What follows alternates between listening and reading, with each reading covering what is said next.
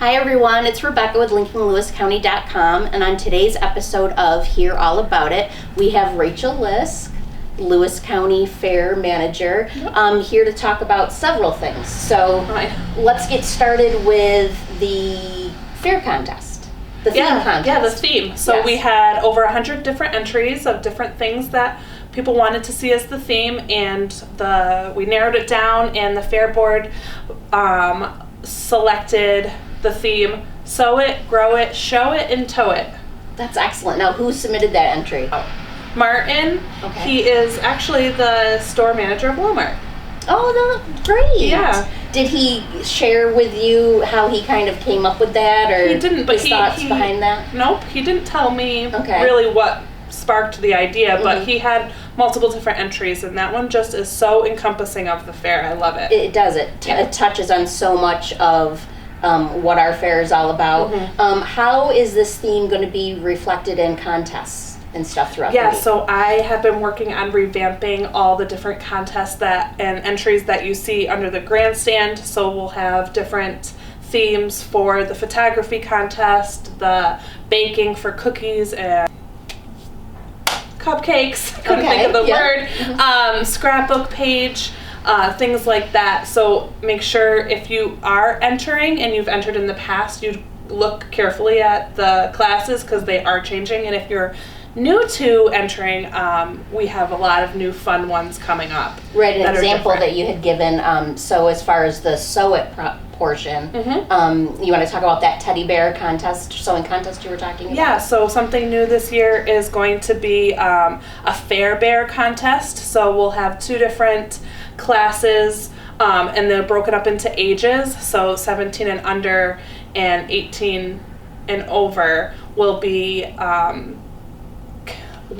sewing a pattern that the fair provides, and you can utilize whatever you want. You can utilize an old t-shirt, you can utilize new fabric, it can be something to go along with the theme, it could be something that's flowers or plaid, and so that's going to be something new and fun to see how it works. Right, so this theme, not only is it carried into the contest, but you want to see the theme represented in the parade, and like I'm assuming, translate the theme somehow into your floats. Yep, so every year we do ask that the people follow the theme. So I can't wait to see how everybody's going to use the theme for this. So sew it with quilts and blankets or clothing, show it for showing animals, grow it can be vegetables or flowers, and then tow it with tractor pull, truck pull, stuff like that. So that'll be fun too. And then also it will reflect into this year's Lego contest. Okay. So we are asking that it can be either all of the items, sew it, grow it, show it, and tow it, or it can be one of. So it could just be focusing on sew it, it could just be focusing on tow it. That's up to the creator. Okay. Now, he must have been excited when he found out he was the winner. Yeah. So we did a little photo shoot, and he was excited. So that was a nice little community touch. Yes. Now, what's the other topic you want to talk about as far as the fair? So something new that we're starting is a junior fair board. Okay. So that was something that I learned while at the International Association convention back in 2019, and just starting to get it rolled out. So it's going to be a program for 14-year-olds to 18-year-olds who are interested in learning about how a board works, learning about how the fair works. They can be involved in agriculture, or they could be interested in marketing or sponsorship. Sure, because the fair really touches on so many different things, not just the agricultural piece, but so many things. So I just think this is a super idea that you've come up with. How many students? So we're going to try and limit it to 5 to 7, and the application is up online. I've also sent it to FFA advisors and to Cornell Cooperative Extension, and I'm going to be posting it on Facebook, so find it there. And applications are due April 28th, and then we'll gather all the applications and go from there, and hopefully get a good group of kids that will help prep and plan and maybe even execute some of their own ideas. Right. And, like we had talked before, this is excellent as far as volunteer hours. Looks great on a college application. Right. And just general experience. Even if you're going from high school right into the workforce, you have to, this is a good a way for them to learn how to interact with their peers. And it's a good stepping stone if maybe being on the Ag Society board is something that they're hoping to do in their future. Okay. And when, the applications are due when? April 28th. Okay. And then I think job responsibilities will start in June.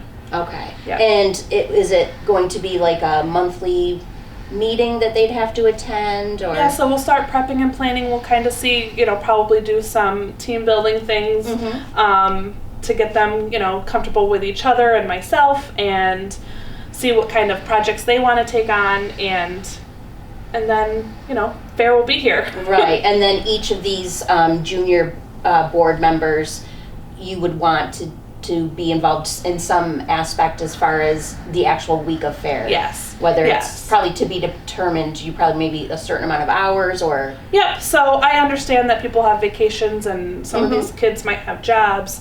So on the application you'll see some of the requirements. I do expect them to be there for at least 2 days of the fair. Sure. Well, that's an excellent opportunity.